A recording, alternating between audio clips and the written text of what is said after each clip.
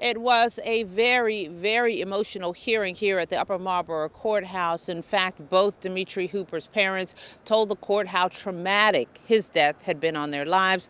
The mother specifically said that she is broken. After listening to all of that, the judge handed down a 20-year sentence against Linwood Pearson, the step-grandfather of Dimitri Hooper. Now, back in 2016, Pearson had picked up Dimitri from daycare. He told police that he lifted him in the air and that his head hit a ceiling fan, causing the child to fall out of his hand and again struck his head, but on a stove the second time around. He later died at the hospital. We got reaction to the sentencing from both parents outside of the courthouse. I appreciate the judge and for all that she has done for our family and giving him the 20 years. And even though the 20 years don't measure up to what the life that we lost, I really appreciate her for that. I just want to thank my family and my friends and everyone that loved and supported us through this. As a person, as a humble guy, I tried to always show love, especially to elders or anybody that ever came into my circle. So to be betrayed like this, especially to a baby that definitely didn't deserve that, is the hardest thing to walk through life without, Mr. Pearson was held accountable today. Today was about justice for baby Dimitri. But what we say in this matter is that truly there is no justice for an infant who is murdered. There is no justice that you can offer a family in this case, but we are satisfied that Mr. Pearson will spend a significant amount of time in jail and that he will not have the opportunity to harm or murder yet another child.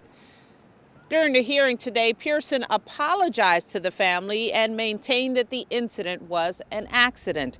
As part of the sentencing, the judge says Pearson will be subject to 5 years of supervised probation and that when he is released, he cannot have any unsupervised contact with minors. I'm Denise Douglas, CTV News. Well, lawmakers in Annapolis are pushing a plan they say will revamp how public education is funded in Maryland.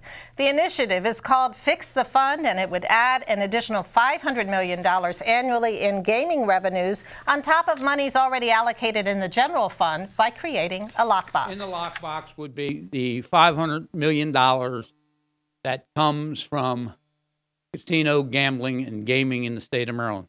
We raise approximately $500 million. That is part of it, goes into the general fund today. What we're saying is the general fund will fund the $6.5 billion of K through 12 education. And on top of that, the money will from gaming will go to fund education as well. Well, a similar proposal has been introduced by Delegate Mary Washington. Her measure would put casino money directly in the hands of county school boards. She says House Bill 557 would provide critical funds to school districts across the state. No, just on this topic. Okay. So I believe what's being currently proposed is a referendum. This is a lockbox, but this is done through legislative action. We can pass a law, just like we passed a law to create the funding formula. We can pass a law that really stipulates the way that the funds are used, that they can only be used in addition to existing funding. So that means that when the voters voted to expand casino gambling in Maryland, it was that expectation that these dollars would be on top of what we're currently spending. And what has happened for a number of reasons is that it was substituted for the money that we're currently spending. $15 an hour by 2023. That's the goal of legislation proposed in Annapolis. The bills introduced in the House and Senate would raise the state's minimum wage, which is currently set at $9.25. Supporters say it would give raises to more than 500,000 Marylanders. We led the charge in the country in raising the minimum wage from $7.25 to $10.10, and we will hit $10.10 this July. And remember, the nationwide minimum wage is only $7.25, which truly is a poverty wage. So we are now going to be trying to bump it up to $15 an hour over the next 5 years. So it'll be a step up each year to get us to $15. Support for the measure. President Trump delivers his first State of the Union tonight. He's expected to highlight the recent tax bill victory, as well as lay out ideas for trade, immigration reform, and rebuilding U.S. infrastructure. Lieutenant Governor Boyd Rutherford spoke with CTV News today about the upcoming address. It's too bad they're not having the State of the Union after we do the State of the State, because I think Washington can learn from us. What kind of things can we how we get things done. How we get things done in Maryland, and the bipartisan nature of our governor and our administration. And we, like I said, we get things done. Washington doesn't seem to be able to get things done. I think if they are able to, in this state and other places, address gerrymandering, I think we'll be in better shape. We'll elect people who are able to cross the aisle and govern for everyone in their districts. But the way it's set up now, you tend to get very partisan extremes. And that's what's happening in Congress in Washington, and we're addressing that in Maryland. As the governor eyes a second term in office, he gives his fourth State of the State address. We worked hard to usher in a new spirit of bipartisanship in Annapolis. Governor Hogan sounded upbeat about his first term. Clearly eyeing a second run, he spoke of the state he took over, one that was losing jobs and whose economy was sagging. I'm pleased to report that today, the state of our state is stronger than it has been in decades. We're forging an even stronger and brighter future for America. The governor also took credit for balancing the state's budget for the first time, he said, in years. The day after I was sworn in, we submitted the first balanced budget in a decade, which eliminated nearly all of the $5.1 billion structural deficit which we inherited. We did it while cutting taxes 3 years in a row. Hogan also laid out his agenda, including must-do legislation. This year, let's work together to protect hardworking Marylanders from the impact that the federal tax overhaul will have on Maryland state and local taxes. We may not be able to control what they do in Washington, but we certainly can come together in Annapolis to ensure that this money remains in the pockets of Maryland citizens where it belongs. On other matters, sick leave. We agree on providing paid sick leave to more Marylanders. But let's put aside the politics and work together to fix this flawed legislation. Don't let a bad bill kill good small businesses and jobs. Pass our proposal to provide tax incentives for our small businesses to help offset the cost of providing these benefits to their employees. On transportation, Hogan pointed to 1,000 ongoing projects statewide. Construction of the long-anticipated Purple Line is underway, which represents the largest public-private transit project in America. On gerrymandering. Let's put partisanship and self-interest aside and join together with the overwhelming majority of Marylanders to end the practice of partisan gerrymandering. What did Prince George's lawmakers think? The governor did mention how he cut funding for the hospital. It's like year after year we keep coming up here fighting for the same thing. Why is he always trying to cut funding from the hospital instead of just letting the hospital proceed, move forward, what we need so desperately in Prince George's County? The other thing that was disturbing in the speech was we talked about opioid and an epidemic. I mean, declaring an epidemic is one thing, but when you're out in western Maryland, Carroll County or Anne Arundel County, and your loved ones are dying, you don't want to hear about, a speech. You want to hear about dollars that go into bed treatment. Every county executive and the mayor will tell you what they need for their folks, for families, is more treatment, more access to health care. We have put Maryland on a new and better path, and we cannot afford to turn back now. In Annapolis, Byron Scott, CTV News.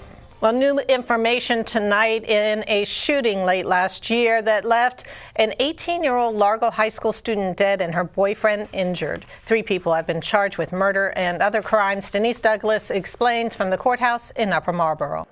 This murder was a case of mistaken identity, and it was gang-related. 18-year-old Alyssa Banks and her boyfriend were the innocent victims. They were parking their car on Prince Place in Upper Marlboro last October when it happened. Josue Vasquez, Daniel Butler, and Thomas Jenkins, who, according to court documents, identify themselves as part of the Riverdale crew, had driven to the area looking for rival gang members. They mistakenly thought Banks and her boyfriend were their targets and allegedly shot them. Officials identified Vasquez as the triggerman. Here's a reaction from Banks' mother outside the courthouse earlier today. First of all, I would like to say thank you to the Prince George's County Police Department and the State's Attorney's Office and everyone for their efforts involved in this heinous crime. I would like to also thank the Largo High School community and the Care First family of mine who supported me through this entire endeavor. Thank you. When it comes right down to it, what I want the community to understand, this is about I live over here and you live over there, and for some reason that means there's got to be violence done. That's how pointless this is. And then you've got two people, as again we've made clear, completely innocent people caught up in something as foolish as that. And I don't think evil is too strong a word when you look at the lives lost. This was a couple that everybody loved, two honor students. And on this day, Alyssa was so helpful that she's standing outside the vehicle trying to help her friend parallel park. That's just how innocent these two people were. She got out of her car yet again trying to assist. He was having trouble parking. She said, I'll get out the car and help you, try to assist you in parallel parking. Just that innocent, just that beautiful. Two students who were seeking to be EMTs to work to help others. This was considered a cold case, so the police chief credits relentless work by his officers for catching the suspects. I'm Denise Douglas, CTV News.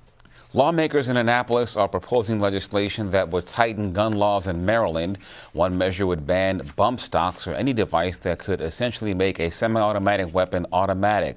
Bump stops were used last year in Las Vegas massacre that took 58 lives and wounded more than 400 others. Opponents of the bill say it will make criminals out of law-abiding citizens. Bump stocks are hardly ever seen in the wild. Almost nobody owns them, but there are so many competition shooters out there. There are so many who could be criminalized simply because they are now under some law that says that any modification they use to improve their scores in target shooting, Olympic shooter practice, are now could be criminalized in Maryland, and that's just unacceptable. I'm sorry, but we're here to protect the general public. We're not taking guns away from sportsmen in any sense of the matter. We are here trying to protect the families, the children, and everyone else that live here and want to live in safe communities. And we don't want anyone making a semi-automatic weapon into an automatic weapon. That's the bottom line as far as I'm concerned. Well, they're billed as the world's fastest trains. Proponents of the maglev and Hyperloop are hoping to connect D.C. with Baltimore and New York so that the commute only takes an hour. This afternoon, the Maryland House Environment and Transportation Committee got a briefing on the issue by the state's Department of Transportation. Our role is one of facilitating an environmental impact statement for the maglev on various proposed routes. So this is driven by the private sector. People are concerned about noise. Remember, this is a train that floats on air. So it's not like a regular train that has a catenary that attaches to an electric line and steel wheels on steel wheels that are noise. If this train were to go up on one of the routes, like to the Eastway of the Parkway, it's quieter than the noise that comes off the Baltimore Parkway. We've looked at operational history around the world, and we just have grave concerns over the economics of it. We looked at the operation of this system, and now we're convinced that it doesn't make sense economically to do this. We think that for about 1/10 of the cost to build the maglev, you can improve the Amtrak, go to the next-gen Acela, and achieve the same goals of rapid rail.